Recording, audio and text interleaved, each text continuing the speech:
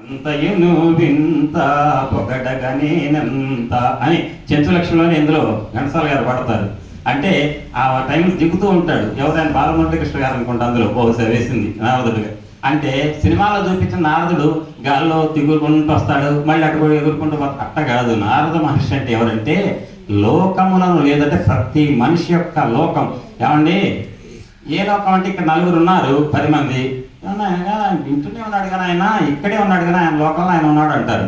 ఆయన లోకంలో ఆయన ఉన్నాడంటే అర్థం ఈ లోకం అంత మంది కదా. మరి ఆయన ఇక్కడే ఉన్నాడు కానీ మన మధ్యనే ఉన్నాడు కదా, ఆయన లోకంలో ఆయన ఉన్నాడండి అంటే ఆయన లోకం సపరేట్ అని తయారైందే. అంటే అర్థం ఏంటి, ఇక్కడ ఉన్నాడు కానీ చెవులు ఇక్కడ ఉన్నాయో తప్ప మనసు ఇక్కడ లేదని చెప్పటం. అంటే ఇప్పుడు చెప్పండి, లోకం అంటే ఏంటి? ప్రతి మనిషి ఎవడి మనసు వాడికి లోకం. నాకు ఈ రంగు అంటే ఇష్టం, మీకు ఇష్టం లేకపోవచ్చు, నాకు ఇష్టమే నేను వేసుకున్నా, ఇష్టం అది.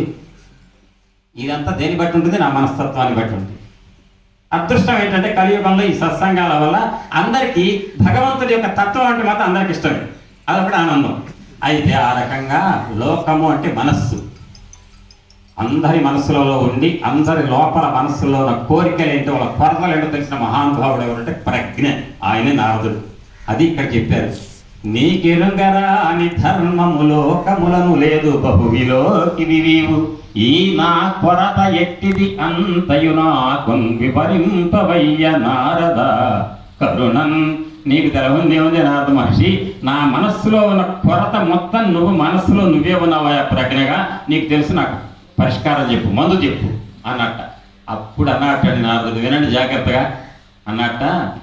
వ్యాస ఏమంటున్నావు? ఇప్పటివరకు పురాణాలు ఇచ్చా, 18 పెద్ద పురాణాలు, 18 ఉప పురాణాలు, మహాభారతం, ధర్మం మొత్తం చెప్పా. భార్య ధర్మం, భర్త ధర్మం, గురువు ధర్మం, శిష్యుడి ధర్మం అన్నీ చెప్పావా? చెప్పావు కదా. సరే, ఇక్కడ ఒక చిన్న ఉదాహరణ. మీరంతా ఇక్కడ హోమియోపతి బాగా తెలిసిన వాళ్ళేనా?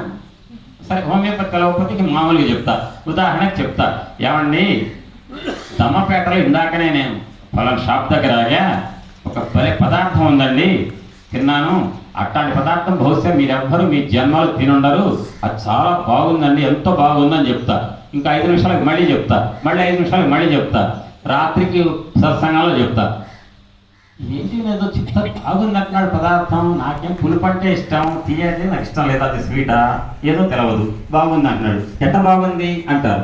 ఇంకొక ఆయన ఏమంటాడు, నాకు స్వీట్ అంటే ఇష్టం, అక్కడ ఆయన చెప్పేది అక్కడ కార పదార్థం ఏమో అనుకుంటారు. కానీ ఈ గోళ్ళన్నీ లేకుండా మీరందరూ కూడా బాగుంది అని నేను అన్నదాన్ని మీరు ఆమోదించాలంటే ఏం చేయాలి? ఆ పదార్థం తెచ్చి మీ చేతికి ఇవ్వాలి. అప్పుడు మీ చేతుల్లో పెట్టుకొని ఏం చేస్తారు? సాయినాథుడి దగ్గర పెట్టి పూజ చేస్తారు, అంతేనా? మరి మీకు అనుభవంలోకి రావాలంటే ఏం చేయాలి? నాలుక మీద వేసుకోవాలి. నాలుక మీద వేసుకుంటే అప్పుడు మీకు తెలుస్తుంది, నిజమే సార్ ఇట్లాంటి పదార్థం మేము తినలేదండి అని. అంటే ఆ పదార్థం గురించి నేను 100 సార్లు చెప్పినా మీకు ఉపయోగం లేదు, తెచ్చి మీ చేతికి ఇచ్చినా ఉపయోగం లేదు, మీరు సాయినాథుడి దగ్గర పెట్టి పూజ చేసినా ఉపయోగం లేదు. అది బాగుందా లేదా చెప్పగలగాలంటే ఏం చేయాలి? నీ నాలుక మీద పడితే నీకు అనుభవంలోకి వస్తే అబ్బా నిజంగా సార్ అని ఎప్పుడు అనగలుగుతారు? నాలుక మీద వేస్తే. అంతేకాని తెచ్చి మీ ఇంకా పెట్టెలో పెట్టుకొని బాగుందట చూసా అయిపోయింది, మళ్ళీ ఒకసారి రేపొద్దున చూసా ఓపెన్ చేసా మళ్ళీ దాచిపెట్టి అంటే మీకు అర్థమవుతుందా? మీ అనుభవంలోకి వచ్చి మీరు బాగుందని అనుభవాన్ని వ్యక్తం చేయాలంటే మీకు ఉపన్యాసం భలేగా ఉంటుంది ఇక్కడ అని చెప్పి ఉపన్యాసం బాగుంటుంది, భాగవతం బాగుంటుంది అని చెప్పి అంట మీకు ఎక్కుతుందా? ఆ భాగవతం ఏదో చెప్పి మీ చెవులకు ఎక్కిస్తే నిజంగా సార్ బాగుందండి అంటారు. అంటే ఆ రకంగా మీ అనుభవంలోకి రావాలి. ఏమయ్యా వ్యాస మహర్షి, ధర్మం గురించిన ఉపన్యాసాలు చెప్తే కుదురుతుందా? ధర్మం ఆచరించిన వాళ్ళు ఎవరన్నా ఉంటే ఆ ఉదాహరణ చెప్పన్నట్ట. ధర్మాన్ని ఆచరించి అనుభవించిన వాళ్ళు ఎవరన్నా భక్తులుంటే వాళ్ళ కథలు చెప్పు, అందులో భగవంతుడి యొక్క గుణగణాలు చెప్పు, ఆ గుణగణాల గురించి భగవత్ తత్వం చెప్పు, భగవంతుడి యొక్క భక్తులు ఎట్లా బాగుపడ్డారో చెప్పు, భగవంతుని సేవించిన పలానా వాడు ఎట్లా చేశాడో చెప్పాడు అని చెప్తే మీకు భగవాన్ వెంకటేశ్వర స్వామి గారు, భరద్వాజ గారు అని ఊరికే భరద్వాజ గారు అంటే సరిపోతుందా? భరద్వాజ గారిని నమ్మినటువంటి శిష్యులు ఎంతమంది బాగుపడ్డారు అనే కథలు చెప్పారనుకోండి, నిజంగా భరద్వాజ మాస్టర్ గారిని మనం ఆశ్రయిస్తే వాళ్ళు అట్లా బాగుపడ్డారు కదా, అట్నే మనం కూడా బాగుపడవచ్చు అనే ఇది వస్తుందా లేదా?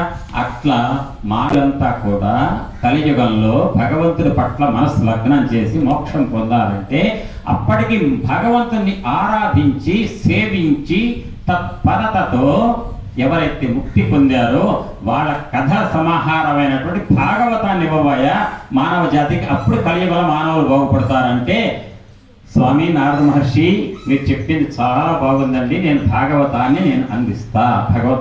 భక్తుల కథలు.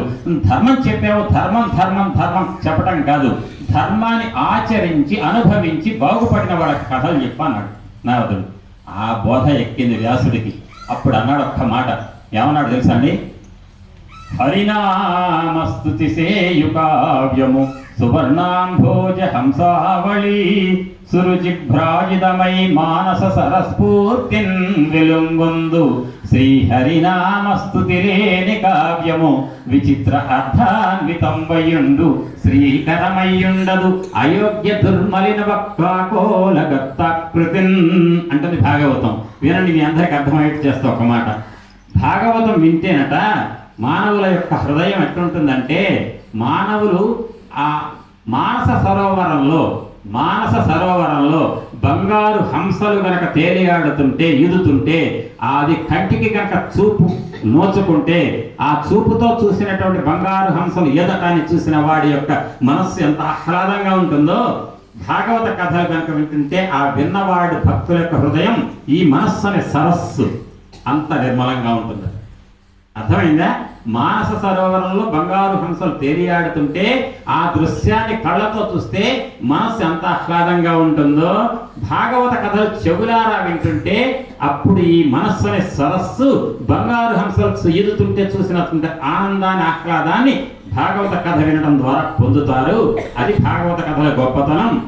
అదే భగవంతుని యొక్క కథలు లేకుండా, భగవంతుడి భక్తుల కథలు లేకుండా మిగిలిన లౌకిక విషయాల పట్ల కథలు కనుక ఉంటే అవి వినడం ద్వారా వాడి మనస్సు ఎట్టుంటుందంటే, పంది కుక్కులు తినటానికి దొంగతనంగా యజమానుల ఇళ్లలోకి వెళ్ళి అవి ఇవి కొరికి యజమాని నష్టపరిచి తీసుకొచ్చి ఆ ధాన్యపు గింజలను, తినుబండారాలను కన్నంలో దాచిపెడితే పందికొక్కు మురిగిపోతే, అటువంటి పందికొక్కు కన్నంలో ఏముందో చూద్దామని ఒక్కసారి ముక్కు కన్ను అటు పెడితే అందులో చెట్టు దుర్గంధంతో ముక్కులోకి ఆ వాసన పోతే ఎంత వాంతి వచ్చేట్టుగా ఉంటుందో, మనస్సులో వికలమైపోతుందో, అట్లా ఉంటాయి మిగతా కథలు.